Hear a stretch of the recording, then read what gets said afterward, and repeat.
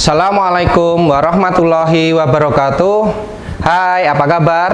Berjumpa lagi dengan Kak Wahid pada pembelajaran kelas 4, tema 2, subtema 3, muatan pelajaran PKN atau Pendidikan Kewarganegaraan. Pada kali ini kita akan belajar tentang hak dan kewajiban. Apa itu hak dan apa itu kewajiban, serta di mana kita mendapatkan hak dan kewajiban kita akan membahasnya secara bersama-sama pada video pembelajaran kali ini.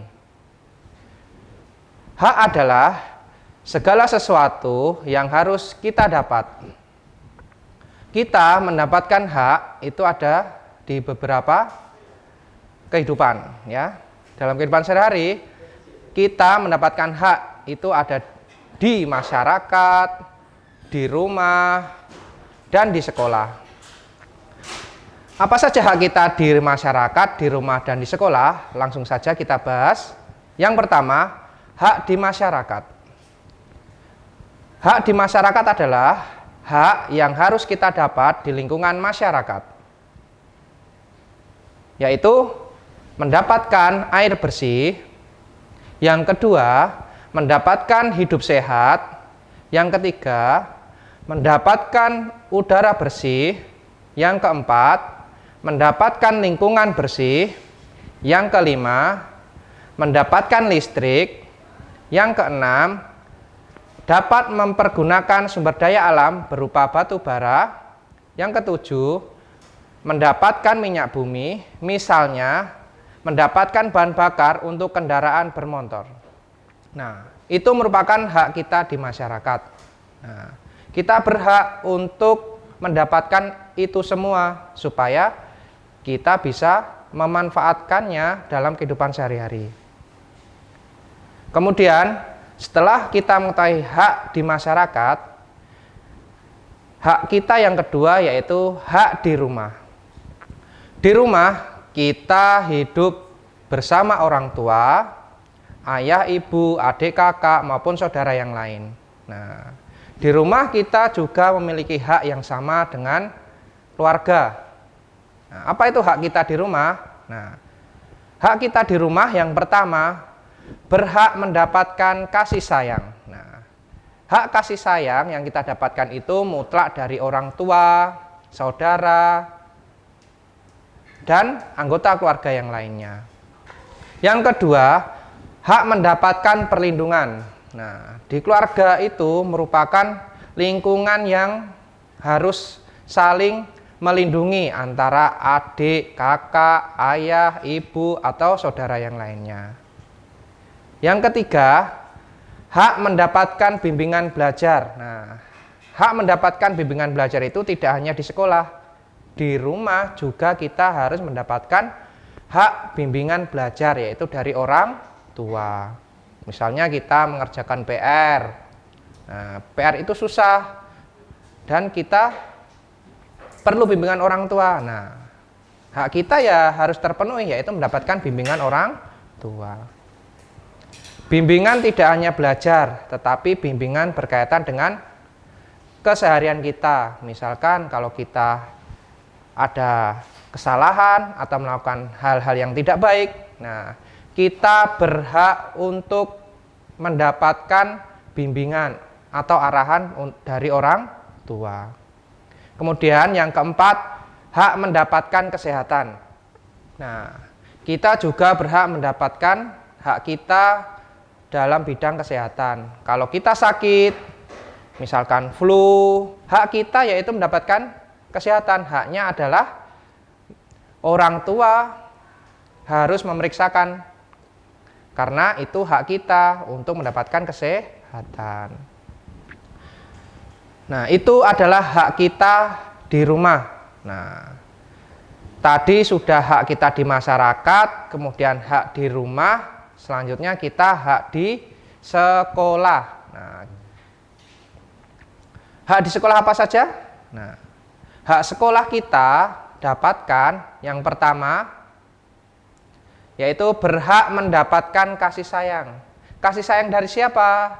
Dari guru, dari teman sebaya, ya. Nah, kemudian yang kedua, hak mendapatkan perlindungan. Hak mendapatkan perlindungan. Yang ketiga, hak mendapatkan pendidikan. Yang keempat, hak mendapatkan tugas dan nilai. Yang kelima, hak untuk mendapatkan fasilitas yang ada di sekolah secara penuh. Contohnya, kelas yang bersih, kemudian perpustakaan yang bagus, kemudian tempat bermain saat istirahat yang memadai, dan lain sebagainya. Semua hak di masyarakat, di rumah, maupun di sekolah, kita harus mendapatkannya, ya, tidak boleh tidak. Nah, itulah hak, ya. Hak adalah segala sesuatu yang harus didapatkan, ya. Jadi kita harus dapat secara penuh. Kalau hak kita tidak terpenuhi, kita wajib untuk memintanya, ya. Nah, itu adalah materi yang pertama tentang hak. Jelas ya? Nah, Kak Wahid ulangi. Hak adalah segala sesuatu yang harus kita dapatkan. Dalam kehidupan sehari-hari, kita mendapatkan hak itu di masyarakat, di rumah, dan di sekolah. Nah, sudah paham ya tentang hak dan macam-macam hak yang harus kita dapat? Nah, sekarang materi selanjutnya yaitu tentang kewajiban. Nah, kalau tadi hak adalah segala sesuatu yang harus kita dapat, sekarang kewajiban adalah segala sesuatu yang harus kita lakukan atau laksanakan, ya. Kak Wahid ulangi, kewajiban adalah segala sesuatu yang harus kita lakukan dan harus kita laksanakan. Kewajiban kita apa saja? Nah, kita lihat kita di mana, kita berada di mana. Nah, sama tadi hak itu di masyarakat, berarti di masyarakat kita juga memiliki kewajiban, ya. Kewajiban di masyarakat apa saja? Yang pertama, membuang sampah pada tempatnya. Yang kedua, menjaga kebersihan lingkungan. Yang ketiga, menanam pohon. Yang keempat, menghemat energi. Yang kelima, menjaga keamanan, ya, baik keamanan saat malam hari maupun siang hari. Nah, itulah kewajiban kita di masyarakat. Selanjutnya, kewajiban kita di rumah. Ya, kita di rumah memiliki hak. Nah, otomatis kita di rumah juga memiliki kewajiban. Kewajibannya apa saja? Nah, kewajiban yang pertama di rumah yaitu kewajibannya yaitu belajar. Yang kedua, membantu orang tua. Yang ketiga, menjaga kebersihan dan keamanan rumah. Yang keempat, kewajiban kita tidak boleh membuat gaduh lingkungan rumah. Nah, itu adalah kewajiban kita di rumah. Selanjutnya, kewajiban kita di sekolah. Nah, kewajiban kita sekolah, ya, yang pertama wajib mematuhi tata tertib sekolah. Tata tertib apa saja? Yang pertama, harus memakai seragam. Kemudian masuk tepat waktu. Kalau jadwal masuknya pukul 7, ya kita datang sebelum pukul 7. Kemudian yang ketiga, tidak boleh melanggar aturan sekolah, ya. Contohnya tidak boleh terlambat. Nah, itu. Kemudian menghormati dan mematuhi guru. Nah, guru adalah orang tua kedua kita, ya. Kalau orang tua pertama ya orang tua kita di rumah. Nah, kalau guru yaitu orang tua kita di sekolah. Kewajiban kita yang ketiga di sekolah yaitu menjaga kebersihan sekolah. Nah, menjaga kebersihan sekolah adalah kewajiban kita di sekolah. Misalnya tidak membuang sampah sembarangan, Yang kedua, melaksanakan piket. Nah, itulah contoh menjaga kebersihan sekolah. Yang keempat, menjaga semua fasilitas yang ada di sekolah. Fasilitasnya apa saja? Ya dari segi tempat duduk, papan tulis, kemudian taman, tempat bermain. Nah, itu kita juga wajib menjaganya. Kemudian kewajiban itu tidak hanya di masyarakat, di rumah maupun di sekolah, tetapi kita memiliki kewajiban sebagai warga negara. Kewajibannya apa? Kewajibannya patuh dan taat kepada aturan negara. Misalkan contoh kewajiban